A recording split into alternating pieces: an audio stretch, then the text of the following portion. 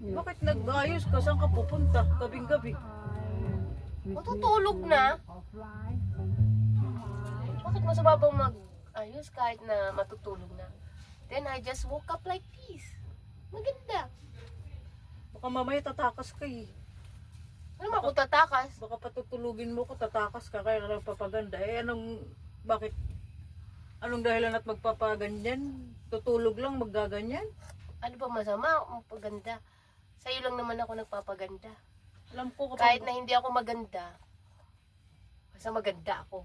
Alam ko pag mahimbing na yung tulog ko siguro, baka lalayas ka na, pupunta ka doon. Buti alam mo. Ay.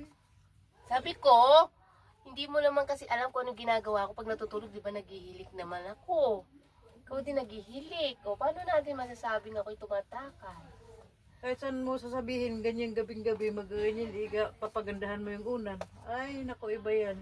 Alam mo, Iba yan, hindi pa. Alam ko na. Pagka na naginip ka, at least maganda yung panaginip mo. Tatakas. Hindi ako tatakas. Gago.